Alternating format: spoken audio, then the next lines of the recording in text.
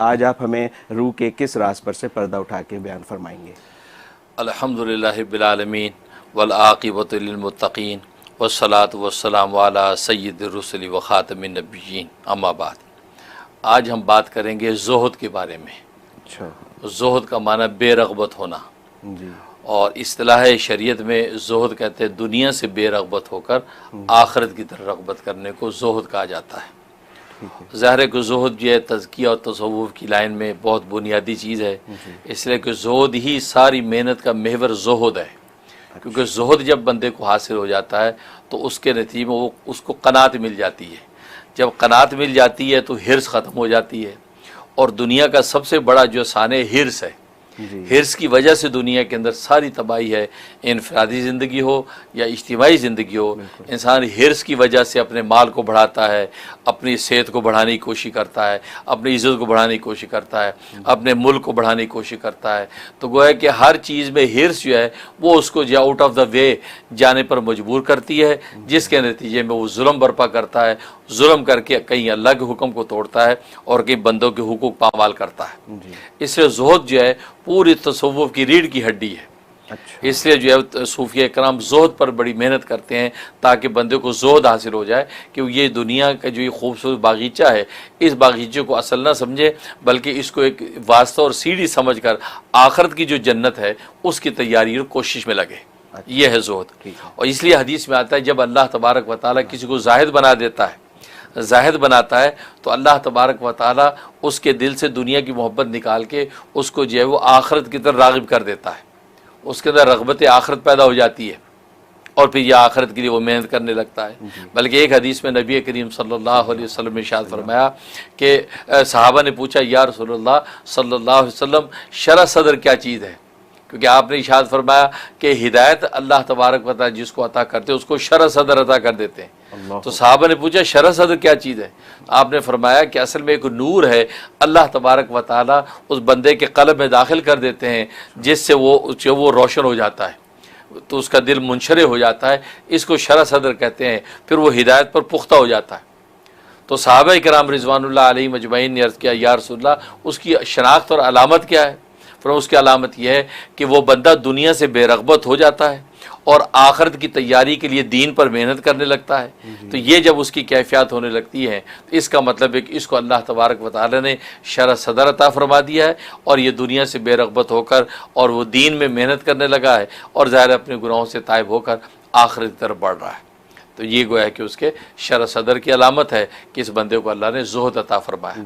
तो ज़ुहद बहुत बड़ी नेमत है। ख़ुद नबी करीम सल्लल्लाहु अलैहि वसल्लम को भी कुरान करीम में अल्लाह तबारक व तआला ने यही इरशाद फरमाया कि वला तमुद्दन्नका, फरमाया आप अपनी निगाहें जो हैं वो इन काफरों की ये आली शान इमारतें और मालो दौर की तरफ न भटकाएँ, इसलिए कि इनकी कोई हकीकत नहीं है, बल्कि आप अल्लाह की तरफ राग़िब रहें। गोया कि नबी को भी इसका हुक्म दिया।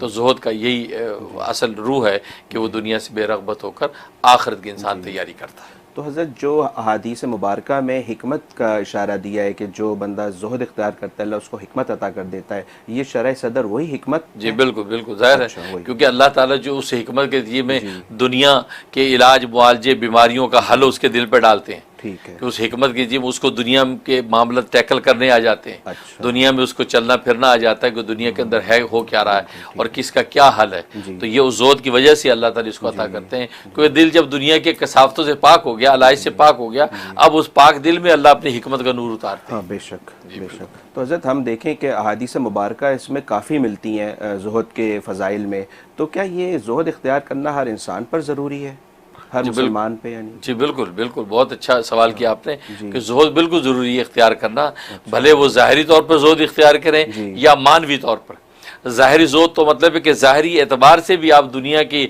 जब वो ये मालो मता से आरी हो जाए, दो कपड़ों में ज़िंदगी गुजार दें। अच्छा। इतने ऐसे औलिया अल्लाह गुजरे जिन्होंने लंगोटे में ज़िंदगी गुजार दी, यानी एहराम की चादरें जैसी होती हैं, एक नीचे बांधी एक ऊपर ओढ़ी है और एक सर पे रुमाल है, बस सारी ज़िंदगी ऐसे गुजार दी उन्होंने, और झोंपड़े में ज़िंदगी गुजारी।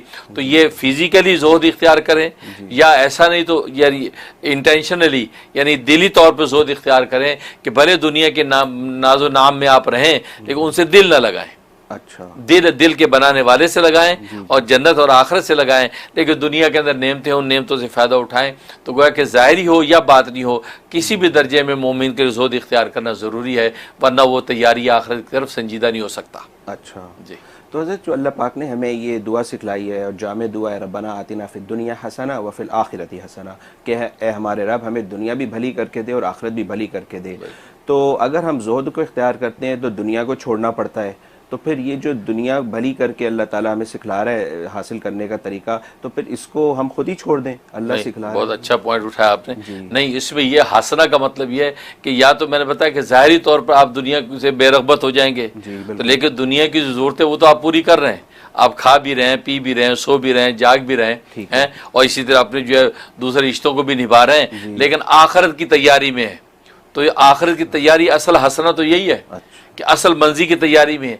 ऐसी कि जैसे रेलगाड़ी में अगर इंसान बैठा है तो रेलगाड़ी में अगर सीट नहीं मिली तो ज़मीन पे बैठा रहा है, और जो बाथरूम अगर गंदा भी है तो वहाँ अपनी क़ज़ा हाजत करके अपना वक्त पूरा कर लिया। लेकिन असल मंजिल डेस्टिनेशन पे उसकी नज़र होती है कि यार वो सही तरीके से हम पहुँच जाए, तो उसको कहता है कड़वी कसीली बर्दाश्त कर लेता सफ़र।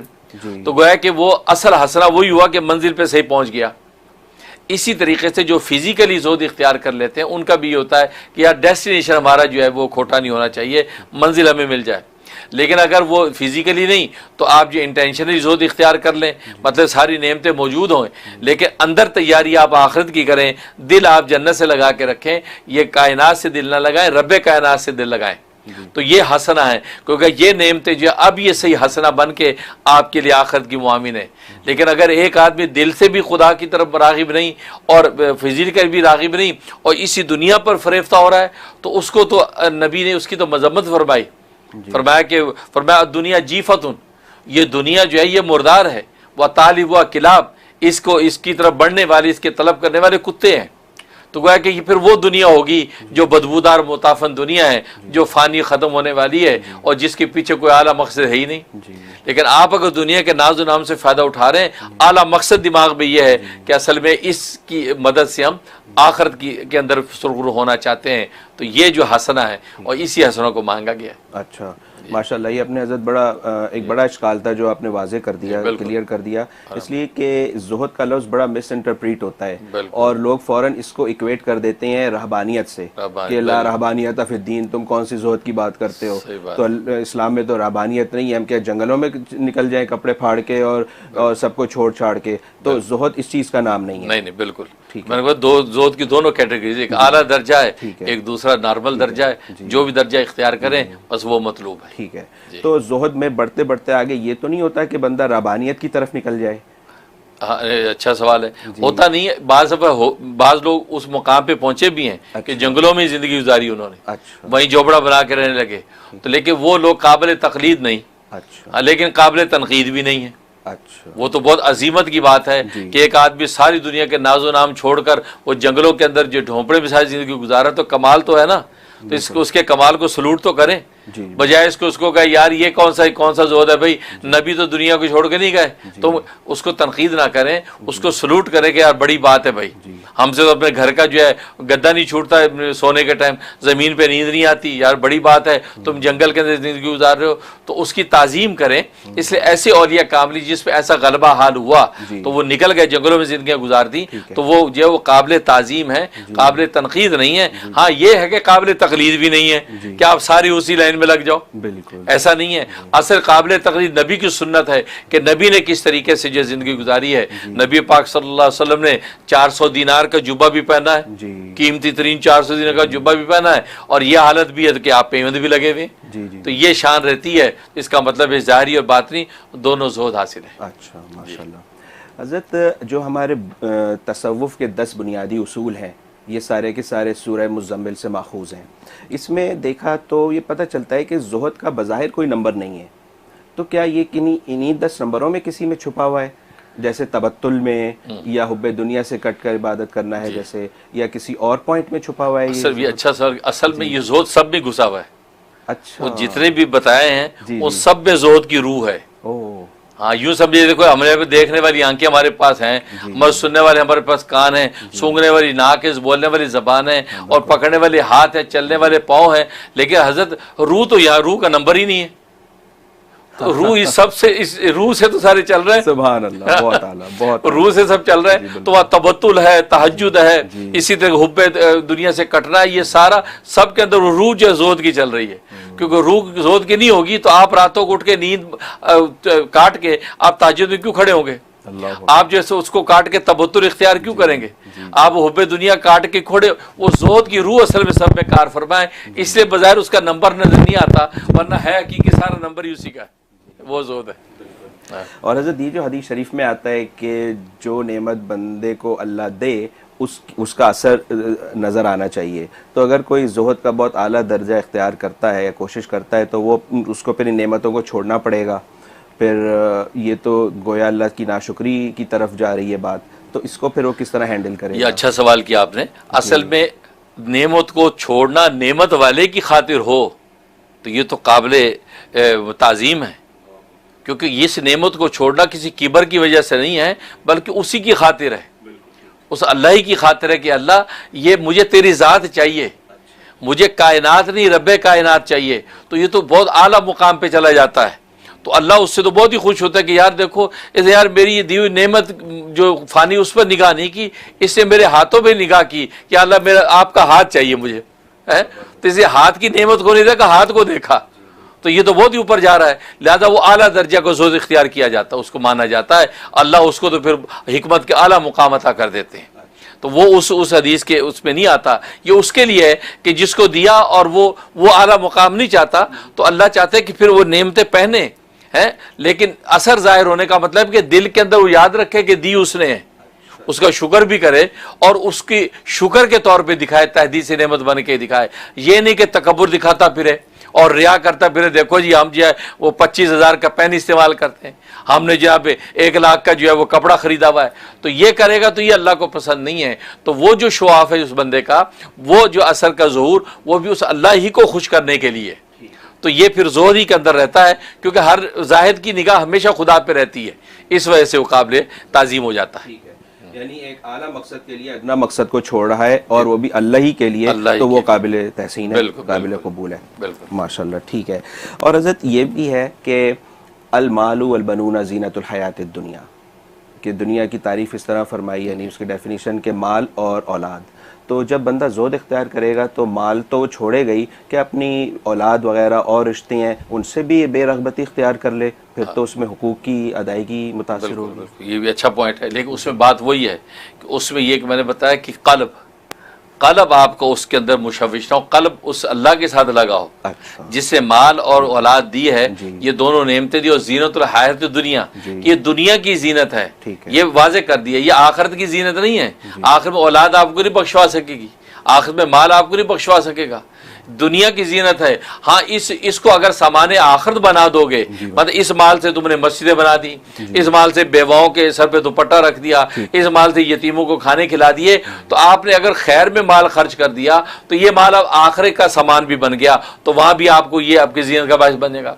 इससे औलाद है, औलादों को आप अच्छी और नेक तरबियत कर दी, ये औलाद आपके लिए सदका जारी होगी, तो आखिरत के अंदर भी जीनत बन गया। वरना अगर नहीं किया तो ये दुनिया की जीनत का है जरिया, आखिरत में इसके पर नजात नहीं होगी। हाँ, अलबत्ता इसको इस दर्जे में नेमत आप समझें कि आप दिल के अंदर उनका रिश्ते का असर इतना ना हावी कर लें कि अल्लाह से गाफिल हो जाएं। माल की वजह से माल के अता करने वाले का हक आप जो कता कर दें, या औलाद की वजह से औलाद अता करने वाले का हक कता कर दें, इसकी इजाजत नहीं होगी। अच्छा। इससे तो बड़ी दिलचस्प हदीस आती है, फरमाया कि वो औरतें कि जो औलाद की वजह से नमाजों में कोताही करती हैं, नेकियों में कोताही करती हैं, और जी छोटा बच्चा क्या करे, पेशाब कर देता है, कपड़े नापाक रहते हैं, नमाज पढ़ना मुश्किल जी, ये उज़र करती है अक्सर औरतों को होता है, और जी नमाज पढ़ेंगे लेकिन बच्चा छोटा है भी, वो मुँह देता है, कपड़े नापाक हो जाते हैं। तो फरमाया कि हज़रत सुलेमान अलैहिस्सलाम के ज़माने की एक औरत जिसके 100 बच्चे अल्लाह ने उसको अता किए, 100 बच्चे उसके थे, और उसकी एक सरे मुँह इन्हिराफ कभी कोई नमाज कज़ा नहीं हुई। अल्लाह अकबर। वो यानी उसी में पाकी नापाकी का लिहाज करके फौरन अल्लाह के हक का वक्त आता, वो पाकी इख्तियार करके खुदा की नमाज पढ़ती, ये सोचते कि जिसने ये औलाद की नेमत मुझे अता की है मैं उसका शुक्र क्यों ना करूं। वाह, सुभान। तो वो शुक्र में कभी उसने कोताही नहीं की। तो बात वो ये कि आज की औरत क्या करती है, वो औलाद को नेमत समझती है और नेमत देने वाले हाथ को भूल जाती है। जिस हाथ ने ये नेमत दी उसका शुक्र तो करो। तो लिहाजा वो अल्लाह उस औरत को पेश करेंगे कि भाई इस औरत को सामने लाओ कि जब वो औरत उजर करेगी, जी छोटे बच्चे थे, नापाकी थी, पेशाब करते थे, मैं नमाज नहीं पढ़ सकी, अल्लाह कहेंगे इस औरत को देखो, इसको 100 बच्चे थे, पाकी नापाकी का भी लिहाज इसने किया और नमाजें मेरी वक्त पे पढ़ी हैं, लिहाजा तेरा उजर नहीं हो सकता, क्योंकि भी तेरी तरह ये भी तो एक औरत है। तो इसका मतलब ये हुआ कि अल्लाह तबारक व तआला औलाद की नेमतें अता करते हैं, तो फिर देने वाला हाथ भी निगाह में रखो कि नेमत आई किस हाथ से है, उस हाथ का भी शुक्रिया करो। और ये जब इंसान करता है तभी अल्लाह तबारक व तआला उसको अपना कुर्ब अता करते हैं। ठीक है।